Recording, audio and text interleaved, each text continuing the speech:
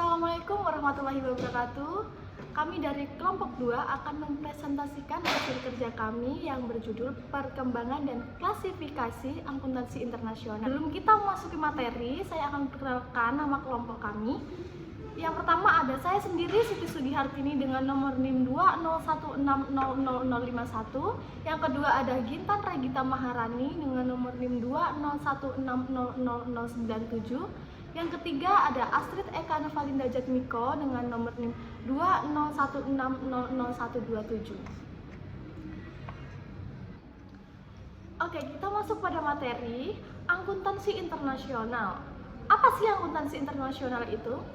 Akuntansi internasional adalah akuntansi yang digunakan untuk transaksi antar negara yang berguna sebagai alat pembanding pada setiap prinsip akuntansi pada negara yang berbeda dan harmonisasi standar akuntansi pada seluruh negara.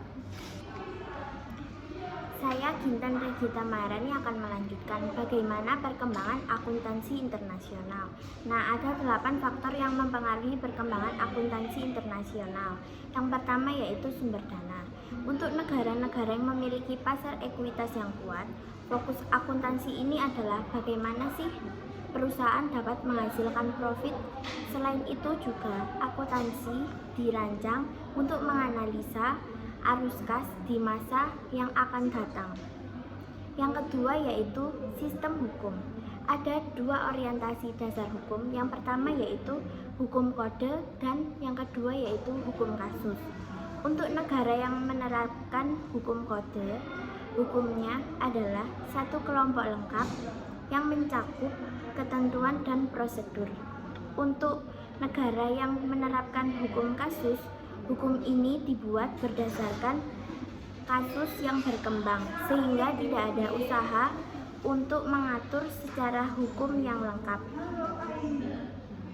Yang ketiga yaitu ada sistem perpajakan yang dimana banyak negara yang mengatur pajak secara efektif dengan menentukan standar karena perusahaan harus menghitung pendapatan dan beban pajak yang perlu dibayarkan. Yang keempat ada ikatan politik dan ekonomi. Nah, di sini banyak negara yang berkembang yang menerapkan sistem akuntansi yang dikembangkan oleh negara lain, entah karena paksaan ataupun karena keinginannya sendiri. Seperti contohnya pada sistem pembukuan atau disebut dengan double entry yang berawal menyebar dari Italia, kemudian menyebar di Eropa.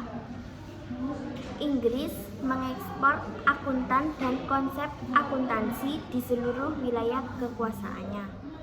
Pendudukan Jerman pada saat Perang Dunia II menyebabkan Perancis menerapkan plan comptable. Yang kelima ada inflasi. Inflasi terjadi pada suatu negara dapat menyebabkan perubahan terhadap akuntansi biaya yang telah diterapkan. Nah, sehingga menyebabkan distorsi terhadap akuntansi biaya historis dan mempengaruhi kecenderungan suatu negara untuk menerapkan perubahan terhadap akun-akun perusahaan. Dan yang keenam ada perkembangan ekonomi. Tingkat perkembangan ekonomi ini suatu negara dipengaruhi oleh jenis transaksi usaha yang dilaksanakan. Masalah akuntansi seperti penilaian aktiva tetap dan pencatatan, depresiasi yang sangat relevan dalam sektor manufaktur sering menjadi masalah yang kurang penting. Selanjutnya akan dilanjutkan oleh teman saya. Baik, saya Astrid akan melanjutkan dari teman saya tadi, yaitu yang ketujuh ada tingkat pendidikan. Tingkat pendidikan pada suatu negara juga sangat mempengaruhi akuntansi tersebut bisa berjalan dengan lancar atau tidak, karena praktik akuntansi yang sudah ditetapkan harus diterapkan dengan benar dan tidak boleh sampai keliru karena akan mengakibatkan hal yang fatal. Kemudian yang kedelapan ada budaya. Faktor tersebut sangat mempengaruhi karena budaya memang sangat mengatur suatu negara tersebut dalam menerapkan segala hal dan kita harus adil dalam melakukan itu semua. Jadi untuk akuntansi internasional di budaya ini harus melihat budaya tersebut seperti apa agar memberikan hasil yang berguna. Kemudian ada klasifikasi akuntansi internasional. Yang pertama ada suatu cara pandang dalam membedakan perbandingan atau sistem akuntansi secara nasional maupun regional. Yang kedua, klasifikasi bertujuan untuk bisa mengkategorikan setiap sistem yang ada di dalam akuntansi. Yang ketiga, terdapat dua cara menentukan klasifikasi bergantung pada pengetahuan dan pengalaman.